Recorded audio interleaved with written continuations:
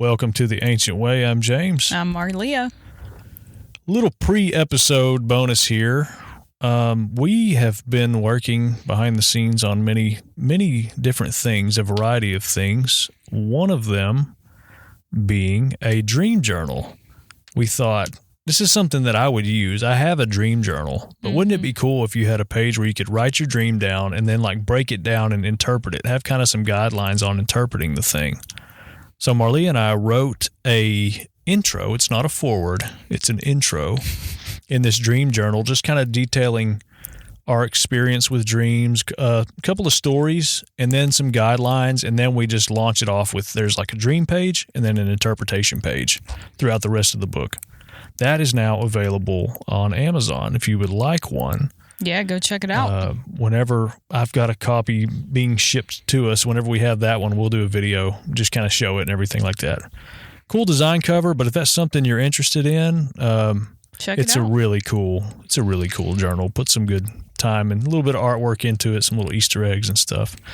Check that out. Also, I would say expect more little ebooks and stuff on the horizon. We're both currently working on, Marlia's working on a book about like prophecy In connection, yeah. and I'm working on one, kind of has my story in it, but leans more toward like forgiveness. It's kind of a stream of consciousness, but I'm just going to leave it that way. Expect to see those on the very near horizon. I don't write like James, so it'll be much more fun. Yeah, I don't write like you either. Yeah, it'll be unique, that's for sure. Just some content, and I've like thoroughly enjoyed writing it. I've wanted to do this for myself, just processing stuff, but I think it'll be really, really good. Kind of everything that is encompassed in Christianity, just some of the ways that we walk and live, and some of our just practices like prayer and, you know, your posture and how you live and respond and stuff. Trying to jot all that stuff down and make it readable. Also, we just launched our memberships on YouTube. So if you are listening to this on YouTube or watching it, you can look down, and next to the subscribe button is a join button. And there are 3 different tiers, a variety of perks. You can get like custom emojis that we designed, custom badges, but also more of, I would say, community like conversations and involvement. Like we're going to be doing polls and questions, and we want to hear everybody, you know, chime in. Our goal is to connect people to the Lord, and we do that through demonstration, but that's kind of what that is for. Yeah. And we've kind of dedicated setting a little bit of time aside a month to hop on in the midst of, you know, family and jobs and some chaos, hop on and spend real, actual face-to-face time with some of our listeners in our community. Yeah, so we'd love it. So just to recap, our journal is on Amazon. Yes, available now. Stay tuned for our ebooks and subscribe. And we have t-shirts and hats and stickers. That's right. We do have merch. That is out, and we're still tweaking that a little bit, and we're designing some of the artwork that goes on the t-shirts and stuff. And a lot of it has to do with what we've talked about on the episode. Yeah. Really cool stuff. So check that out as well. Yeah. I think it's cool. Yeah. All right. Well, going to the next episode. Enjoy it. Thank y'all.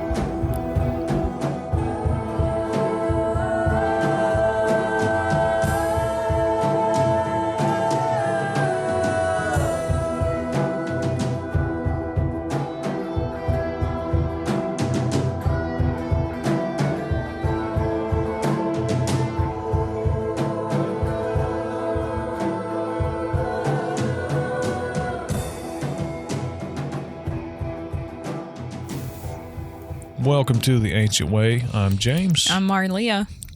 We were having conversations about podcasts and such. One thing that I thought about, I think we've already talked about this. You know, there's another Ancient Way podcast. Yeah. That's out, and I've watched some of their stuff just out of curiosity. Yeah, 2 dudes. Yeah. We look a little different.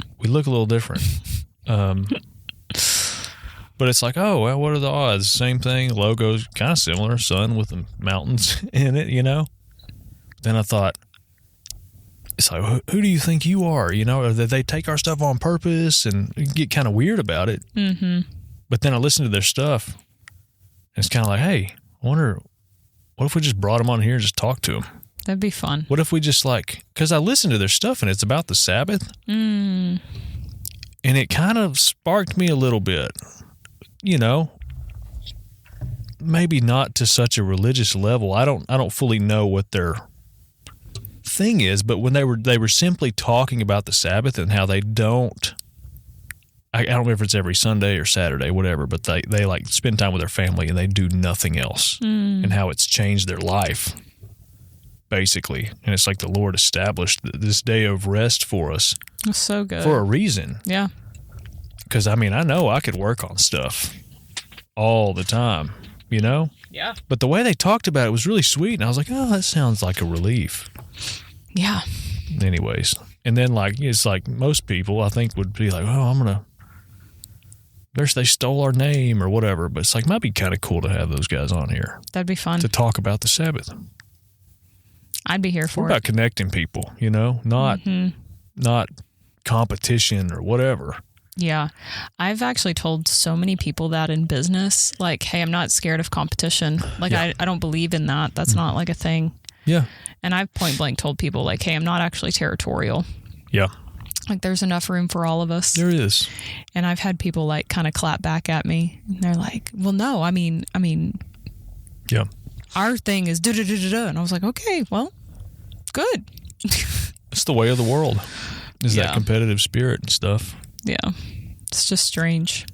I think I'm on a trail. I think we are too with the podcast and I know I am with like the movie stuff and the podcast stuff. People will tell you, some people will hold it over you like if somebody else has a podcast, like, oh, maybe one day you'll be big enough to be on my podcast. There's this weird thing. But a lot of people say, well, that's cool, but you can't do this. Do you have, with the movie stuff, it's like, do you have a star? Do you have a big name attached to it? Because if you don't, you can't do anything with it. Yeah. There's all this, like, you can't do this, can't do that. I think the big, big, big secret is like, yeah, you can. You just do it anyways. Because all that, you can't do this, you need this, it's the world. It's a limit. It's a limit. It's the world, and it's I guess the formula you're taught. Like, yeah, you have to do this and this to get to, if you want to be successful. And it's like, all the successful people never did that stuff. Yeah. There's something real deep and pure about just being honest and consistent. And I think it's what creativity is. Yeah. And it's applicable pretty much probably to anything. What was that question you said earlier? Oh, what I was thinking about before, like, driving over here? Mm-hmm. Yeah, I had been sitting in just this thought of what does it look like as a creative to apply the cross in, like, the testimony of Jesus in some practical things within your life. You know, if you have like a practical hard decision or a practical, like, feel like I'm at a crossroads, or hey, I've got a bunch of these decisions that I need to make. Like, how do you actually apply the cross to that? What does that look like? Yeah. And I think it does kind of play into that, like the competition and all of that thought, you know. But I was going to ask you that, like, what do you think that is? What does that look like? To like a difficult situation, or like, like practically walking out Christianity. Like, how do you marry practical Christianity into hard situations? I think a lot of it is like being aware of like Him in it, first off, because we can get detached from Him, especially in a situation. It's like, okay, it's a business decision or it's like a money decision, and it's almost like, He doesn't really apply to this. This is a real life thing. Yeah. But it's like, I think there's something, I think He's in it, you know, His heart's in it, and were He in this situation, which He kind of is because He's given us His Spirit, what would He do? What would Jesus do? Kind of thing. And then it's like, if he'll either give you the answer, or the right decision will be one that's of peace. It'll be of His person or of His fruit of His Spirit.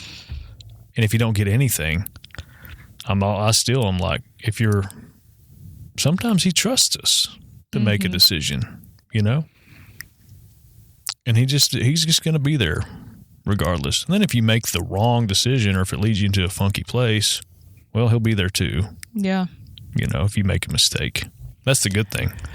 That alleviates a lot of the pressure too, which makes you see clearer, I think. It's like regardless of what decision you make, he'll be there. He's just with you, he's like right next to you the whole time. Yeah, you and I were talking on the phone on the way over here, me driving over here, and I thought it was such an interesting point, kind of tying it in, is like this thing of follow through. Yeah. And how pivotal follow through is. And even just kind of what we were saying in the beginning, like I think so many things actually hinge on follow through, not on status or do I know somebody or whatever. It's like, are you following through and doing everything that you know to do? Yeah. Like. Yeah. 100%. Like, has the Lord spoken about something and have you followed through on it? Yeah. Do you feel inspired about something? Yeah. Have you followed through on it? Have you followed through on that? Yeah. Do you continue to follow through even when the inspiration has left? Or do you leave it? Yeah. Oh, yeah. It's a big one. I think that's where like follow through with consistency is so important. Yeah. Because it's just, to me, there's so much value in it. Yeah. Of like consistently showing up, doing the hard things. Yeah. There's a really heavy degree of faith in it too. Like I've heard, I think we talked about this too. Like when you do things you don't want to do, it grows that part of your brain. Whatever that, it looks like a horseshoe or something. Yeah. But I think there's a really high degree of faith when you are inspired to do something, or you're supposed to do something, or the Lord's given you something, and it's like you can't even see the benefit of it sometimes, or it's like, this is going nowhere. I've seen no fruit of this. I've been in it for 10 years now. Yeah. But there's like a knowing, which I guess is a faith, like you see something before it exists. Yeah. And you follow that. If you do follow through with it. I don't remember what that scripture is about doing good and persevering and like it being a reward. Yeah, don't grow weary in doing good. Yes, which that denotes that we are not just dreamers. We're doers of what we see. Here it is. I had it pulled up. Okay, Galatians 6. And let us not grow weary of doing good, for in due season we will reap if we do not give up. Yeah. Yeah, that's cool. The one who sows to the Spirit will from the Spirit reap eternal life. And it's like that is what you're doing in that point. You're seeing that and you're being faithful and honoring what you see in the Spirit. Yeah. But you're bringing it to earth, whether you see it or not. And it's like, and one thing I've felt like recently with many different things is, and I feel it, the reality of it. Like it's no longer, I don't necessarily see it, I guess whatever that looks like, the success of it yet, but I just know it and I feel it. And I've told people recently, people that aren't even church connected, I said, I feel like somebody told me there's a buried treasure chest under this tree in the middle of nowhere, and I'm digging for it, and I'm going based on a word, but I just believe that it's there. That's what it is, though, faith and follow through and stuff like that. Sometimes you don't see it, but it's like high risk, high reward kind of thing. Yeah. But if it's him telling you it's there, yeah, you just do it. Yeah, I think comes this with every journey, and maybe this is just from my own experience, but like in every journey there comes a crossroads when you've heard what the Lord has said, you've met literally the exact opposite, but you haven't seen the restoration of it. Yeah. You haven't seen the fullness, you haven't seen the completion of it. And I feel like there's always that test. Yeah. That test of like, am I going to keep showing up even though every ounce of this is killing me, quote unquote, in my mind? Oh, yeah. That this feels so hard, that this feels almost impossible. Yep. I think there is a place of one surrendering to the Lord in that and actually knowing that he's around you and that he's with you and that he's for you. And so even if that thing doesn't fully shape out the way that you think it should, know that he will lead you through whatever, for your good. Yeah. You know what I mean? Like you'll end up seeing the goodness of God. You'll end up seeing his plans and purposes for you unravel if you hold into him. That's true. Like if you just align into that. So the past year for me has been faith and difficulty and, like I said, vertigo, weird health stuff, high levels of stress, characters, people that have been very difficult to deal with, and like even threatening to sue me, all this weird stuff. Yeah. Crazy stuff. And in the midst of it, it's just like, oh, I'm being faithful. And then Satan showing up in my dreams. Are you done yet, dude? Are you still going to keep doing this? And it's like, yes, I am. And we get so focused on the end goal of like, when I come out of the valley, then the prize is there. But like, I can look back and I'm like, holy crap, my resolve and like the situations that I've dealt with, I'm so thankful for them. The confrontations, the uncomfortable, very, very uncomfortable. Like I'd rather quit than confront some of the stuff. I face my fears in a lot of this stuff. Yeah. And there have been two instances where I felt like I've gotten to a breaking point, and like there's this twig in my person that just snapped. But when it did, it's like, oh, there's freedom, or like there's a deeper understanding of how free I actually am. Yeah. Even when it comes to creative stuff, like recently, I've had business stuff just blow out of proportion in my person, and I'm like, oh, yeah, we can do this and this and this, and I've started doing stuff. Nonstop and like thoroughly enjoying it. So good. But it's been a breakthrough for me. Even the past 10 years or so, like I've always, even as a teenager, like I've lived in my dreams, in my ideas, and I've never been good at putting feet to them or finishing stuff, but I've always lived in them. And I think like, all right, as soon as I have this, I'm going to start writing it. But now I think, and had I been able to follow through with stuff back then with my ideas, I didn't have the heart for it. I didn't have the heart to sustain it, to wield the stuff or sustain it or be honorable with it. But I think I'm getting to the point where I can do that. But that reminds me of a dream that I had last night, actually, where there were these two old ladies that were accusing me of not doing the fundamentals correctly. Oh, wow. And they kept telling me, like, and I was like, feeling like I had to defend myself of like, no, like there's so many other things that are going on. Like, you think it's just about this. But when you were saying that, I was thinking like, accusation will try and attack the fundamentals. Yeah. Like the fundamentals of your heart, like the foundation of faith, the foundations of resilience, the foundation of the simplicity of devotion to Christ, the simplicity of even what you're saying of like, I didn't have the heart for that yet. Yeah. Like, because the real key about any kind of success is the heart posture. Yeah.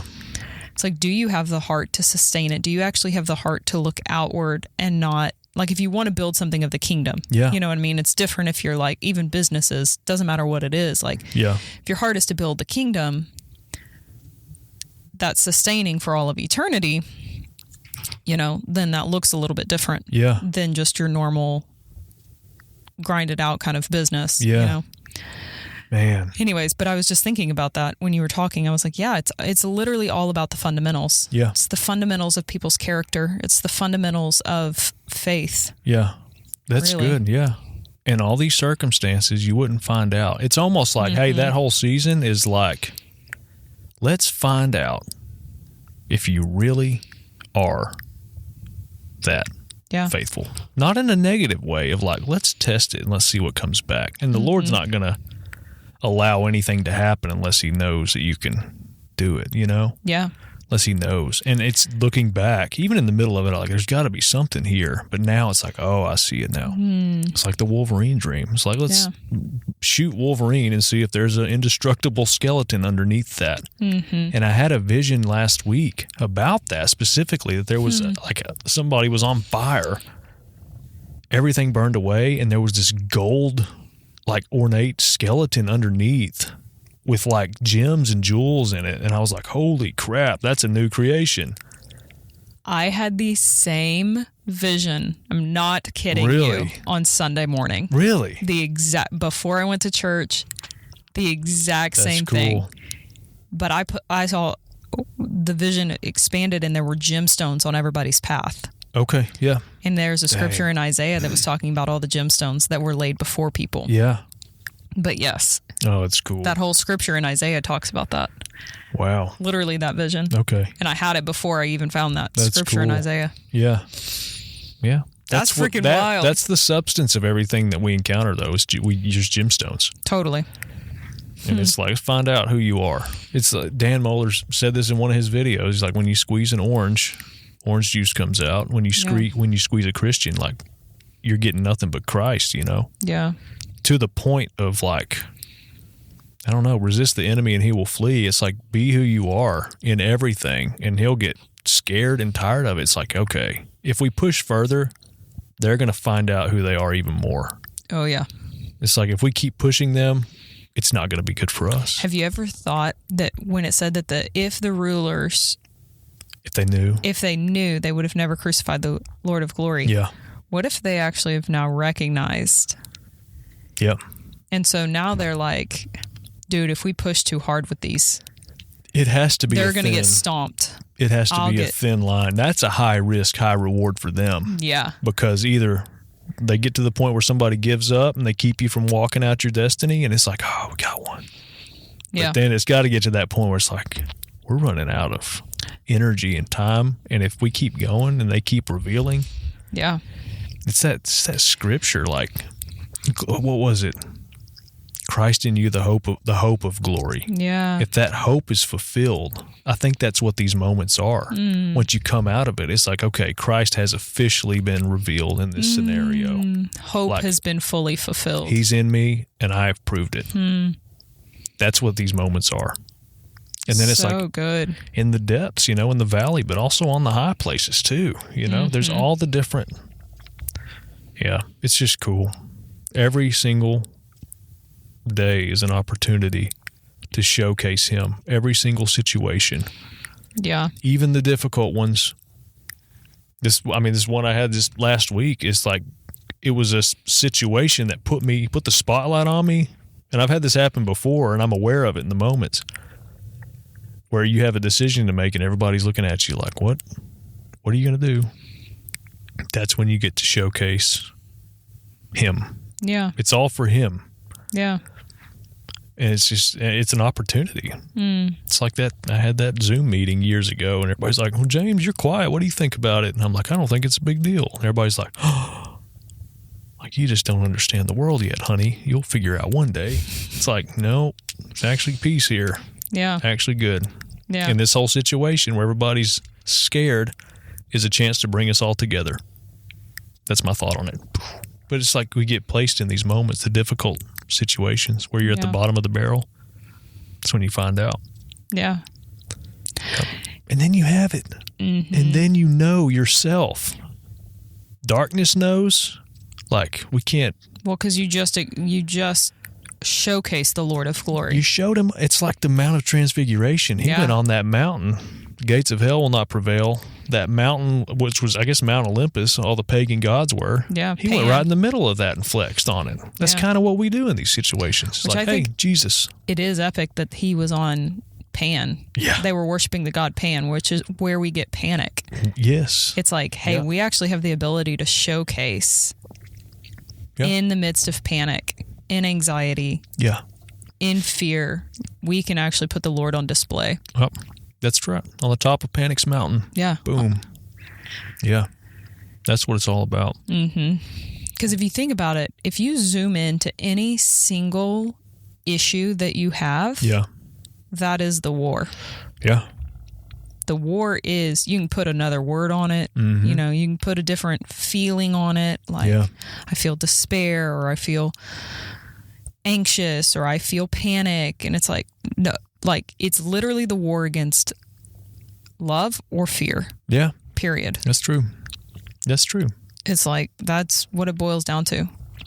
That is true. Do you think that the Lord will show up for you? Yeah. I think that's a key question. That's it. Do you believe that the Lord will show up for you in this situation? Yeah. And sit with that. Yeah. I think that's the number one reason people won't follow through on something either. Yeah. Oh, yeah. In their creative sphere or in whatever this is, like, Yeah. I've been kind of going through this thing about advertising and marketing. Yeah. I have felt for a very long time that I needed to kind of like move and develop that arena for myself. I hate it. There's been so much resistance.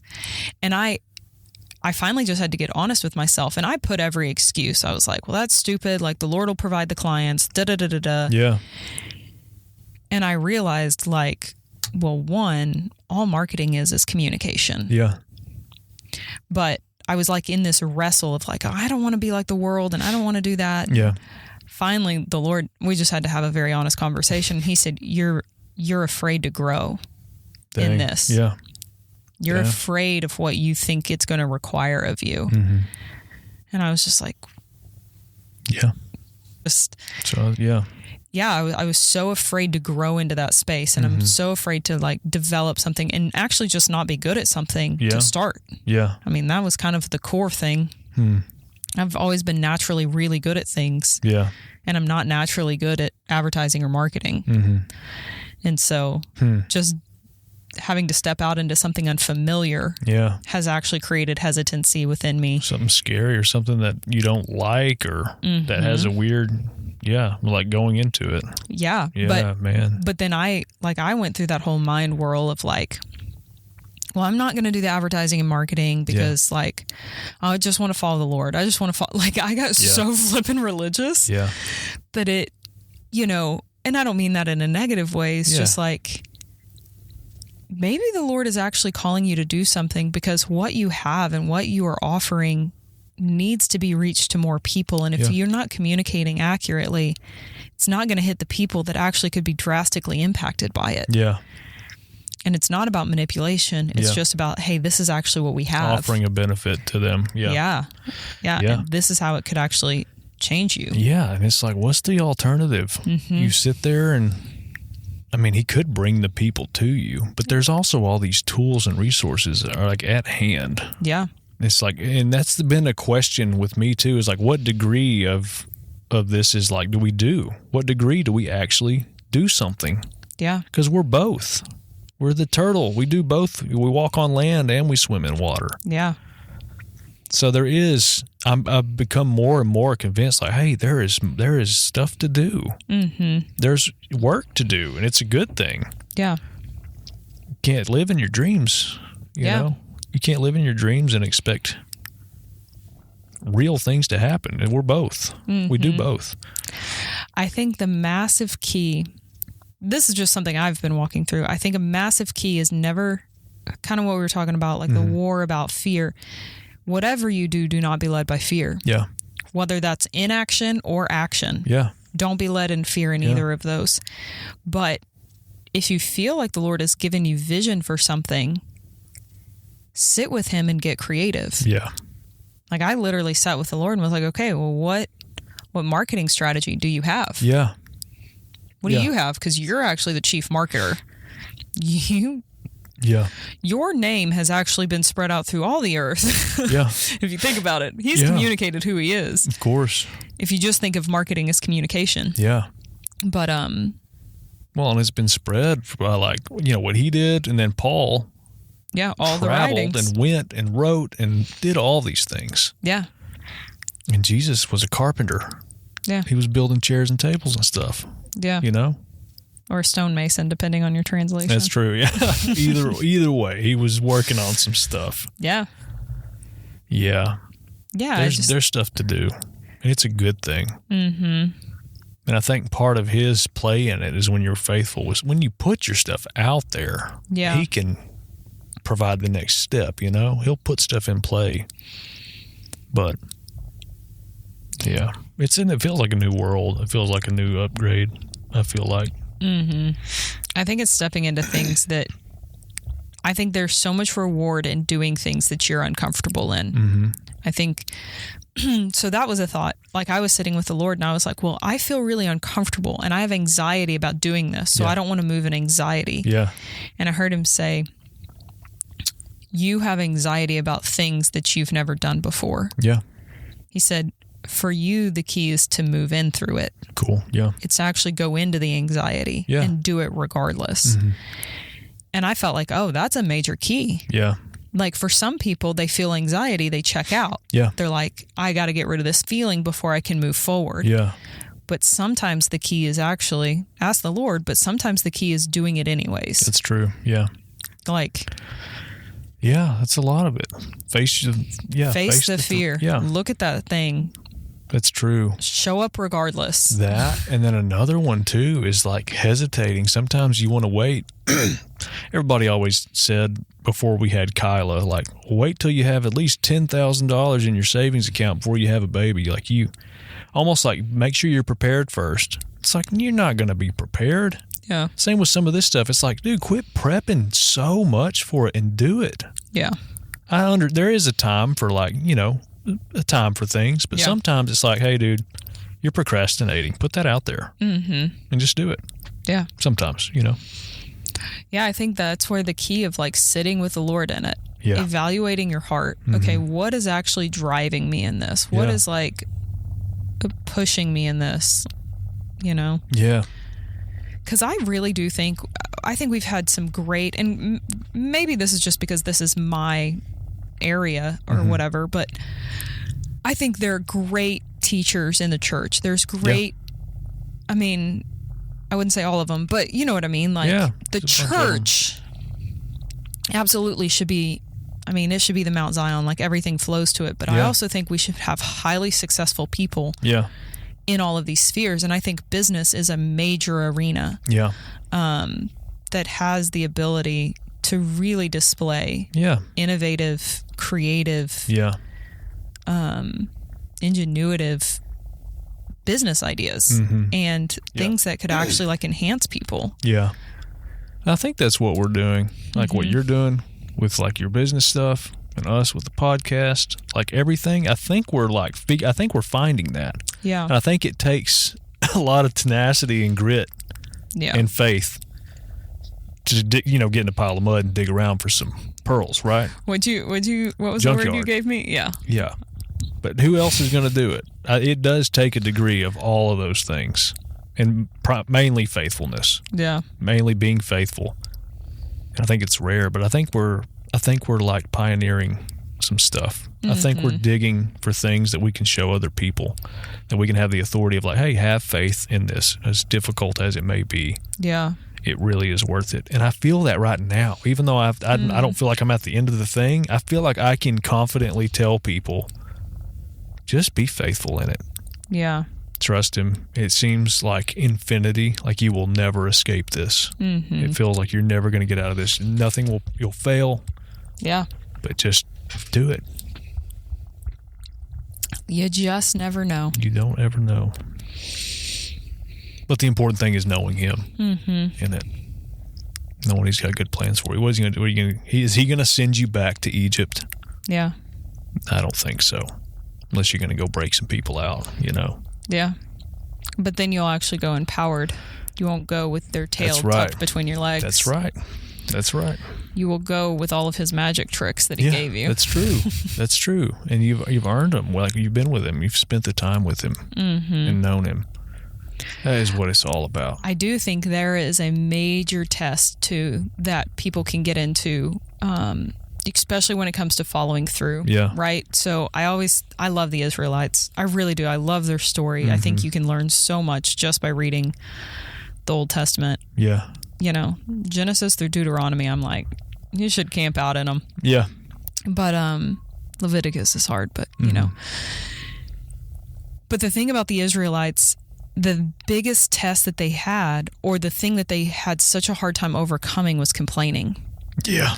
Like, grumbling and complaining in this hard season, I think, is the number one sabotager of everything.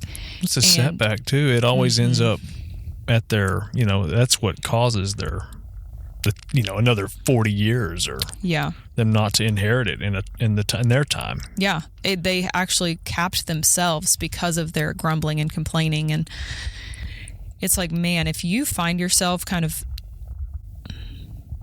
griping and complaining, Yeah. evaluate what's going on. Like, Yeah. what are you so afraid of in that? Because if you're complaining about something, I can always tell, right? Yeah. If you're in what I call like a negative spin, Yeah. it's very hard to have vision. Yeah, it is. Like, it's almost like you're stuck looking at the ground, or you're stuck looking at yourself, or like It's like doom scrolling on Instagram or TikTok or something. It's like you get stuck in a little thing. Yeah. It's an addiction. It is. Yeah. It is. And I think you'll lose your vision, you'll lose your hope, you lose perspective. Yeah. You'll only see the negative. Yeah. It's like, have you ever seen that example where they're like, hey, I want you to focus on everything red on this picture. Yep. Stare at red. Find all the things that are red. Yeah. And then they're like, close your eyes. Now tell me everything that's blue. Yeah. You're like, I was only looking at the red. Right. Yeah. What you look at is what you remember. It's what you bring. True. It's literally that faith thing of like, that is what you will gravitate. Yeah. That is what you're bringing into your own reality. It is a magnet. And yeah, that's true. I've noticed that too with some people recently. I don't want to go into too many details, but I know there's a tendency with certain people that I know that they just default is to go, the conversation will go into a complaining mode. Yeah. I get so annoyed. I do too. You know it's coming up. So what I did was I kicked off this thing with the story about something that happened, and I was like, yeah, it's like we just really take things for granted here. We don't have anything to complain about, is what I said. And I said, I've seen, I was telling them, talking about my Africa trip. I was like, they're so humble and sweet over there, and like they don't deal with any of the stuff we have. They don't complain, and it's like we have so much to be thankful for. And I kick it off with that. It still went into it of like your cheeseburger was wrong. And I was like, what? It's like, did you not hear that? But it's just a default. And no matter where the conversation would go, I would try to bring it back up, something hopeful. And then it just goes right back to, yeah, but this. And I was like, well, I don't want to waste my time. But it's an addiction. It very much so It is. Huge addiction in a grid, a veil that gets laid over your head. But it doesn't have to be that way. Man, it's very interesting. Yeah. I was just looking at some of those scriptures, Yeah. Like basically it says like, don't bite and devour one another. Yeah. It causes so much disunity. And if you think about it, it's when you are grumbling and complaining about something, you are putting yourself in isolation. Yeah. That's true. You're trying to isolate yourself away from the connection of the group to actually have of one mind, pursuing the one thing, Yeah. Like it really does. It causes so much separation. Yeah. And I think it's the false connection when people start grumbling and complaining together off into the side corner. It's cancerous, yeah. Yeah, but it is. The truth is that in and of itself, people think that they're connecting in that way. Yeah. But really, that's a trauma response. It is. And you're actually causing, again, more separation and more division. Yeah. And I think it's so poisonous. The whole thing is so poisonous. If you ever were to speak against somebody or the complaining about one another. And it will rob and all you. those things, what's weird is like there's always, like with those people that do complain all the time, it's like ammo is everywhere. Yeah. You can complain about literally anything. Yeah. But there's the contrast to it. And it's almost like, well, what's the opposite of complaining? Complaining usually has to do with either this thing is bad or I've been done wrong. And it's like your real options should be forgiveness, grace, or prayer. You pray into something. If it's not what it needs to be, pray into something or do something and be the solution to it. Yeah. So if so much complaining is at hand, there has to be the other side of it too. There has to be the other options. the other side has to be so much more powerful too. Yeah, it's actually the only thing that changes it. Mm-hmm. The other side. Other than that, it's like, oh, let me just keep dumping mud into the mud bucket. That's so good, man. That is so good. I love that. That's good. Keep dumping stuff into the mud bucket. Yeah. Yeah. Yeah, that's good. Speaking of mud in the mud bucket, we have a book with us right now. The physical copy of the Ancient Way Book of Dreams showed up in a little box on my doorstep last week. So exciting. And it's fun to hold it. It's actually it's a hardcover book. And it is fun to hold it too and look at it. And it's pretty, but like even the colors, Kelsey was like, looks like there's like grease on this one because it was on my countertop. Yeah, some fingerprints. But she was like, the colors of it look like peaceful and like, I guess it's just our color scheme, but like, yeah, it looks like soft and dreamy. Anyways, we had this new, it's called Ancient Way Book of Dreams Dream Journal. Marley and I wrote an intro for it where we just kind of hash out like the value of dreams, some of our dreams, and like James put his dreams in there. I didn't go into any. I put one of mine in it just as an example.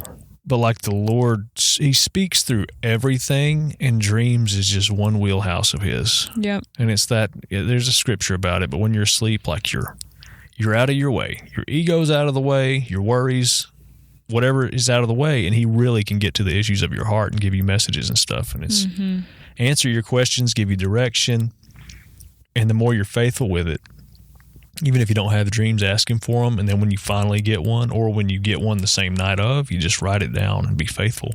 But this is a dream journal. We write down, we have a little intro about it, probably 8 pages worth of us talking about it, and then the rest of the book is for your dreams. There's a page where you can write down your dream, where you can give it a title, because I've started doing that. I give my dreams titles, and if you read your dream and you're like, okay, what if I could give this a title that encompasses what the meaning of this dream is, what would it be? A title helps with that. But then the next page right next to it helps you to interpret it and lay it out and open it, Yeah. And even if you don't have an interpretation of it, just leave it there until you do, or until that dream comes to pass or the timing of it hits. But anyways, if anybody is looking for something, I like in the last part that we put on this, we believe about prophecy having like 3 components to it, right? You get your revelation, your interpretation, your application. And the thing that James and I were talking about is that we love, I do anyways, the that same component for dreams. Yeah. So what was the dream? What was the revelation given to you? What's the interpretation of it? Yeah.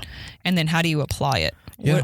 What is the Lord actually? Is he asking you to do something about this? Is it an opportunity for healing? Like, is it an issue of your own heart? Is it directional? Yeah. Is it purpose driven? Like, yeah. And I think it just helps people actually be able to put feet to their dreams. Yeah, because it unlocks stuff in your life. It really does. Yeah. I love that part too. The first step. Revelation. Whatever you get, like whatever you see and whatever you get.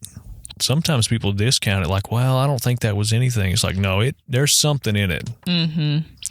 Yeah, we have a couple of like keys to remember, and then we have like guided questions. So even in here, in the first couple of pages, if there are things that you need help kind of dissecting, I think the dream questions, that just gives you a guideline. It points you in the right direction. Yeah. It doesn't lay it out for you, because that's kind of our job as people, is to connect to the Lord and ask him. But it is. Let him lay it out. It's directional. Points you in the right direction, and then we hope you can, do it and then fill the book up and have something you can even call back on like years later. And it's funny. I was just going through some of the dreams that I had in 2018. Yeah. Just this past week. They're very timely. So it was just fun. Yeah, it's cool. Anyways, the Ancient Way Book of Dreams is now available. The link is in the description. Whether you're listening to this on the podcast or on YouTube, it is down there. Go check it out. All right. Hey, remember our memberships. Yes, memberships as well. We're doing a monthly live stream. As of right now, it may grow eventually if it, Yeah. if it necessitates. But, I think the thing I kind of look forward to and what I kind of foresee, I want this, like the live stream to be. Yeah. It's where we actually get into people's dreams. Yeah, that'd be cool. And we start talking about them and how to dissect them and Yep. what does that look like and how did that work for us and what could that look like for them? Oh, yeah. If they're stuck on one. Well, I love doing that. And hearing people's, I guess, stories or testimonies or like how their dream played out. I want to hear that stuff too. Totally. It's Totally. really cool. And then, even if people need like, whatever, if people want prayer or. Yeah. Yeah, or have the situations and stuff. We can.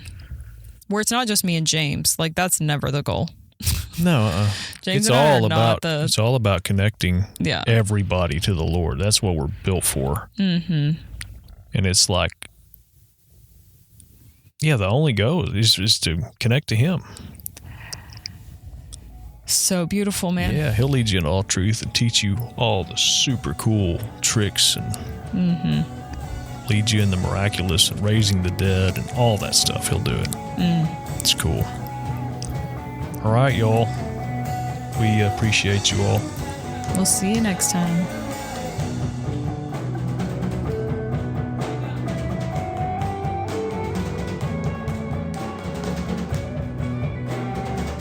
If you enjoyed this episode of the Ancient Way podcast, drop us a like, share with your friends, share with your family.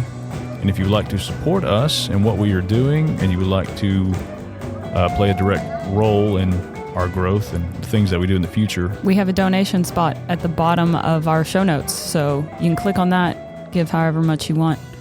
We appreciate absolutely everything. We appreciate our listeners. And everybody that's already come alongside and encouraged us, and even everybody that's been on our show. So thanks, guys.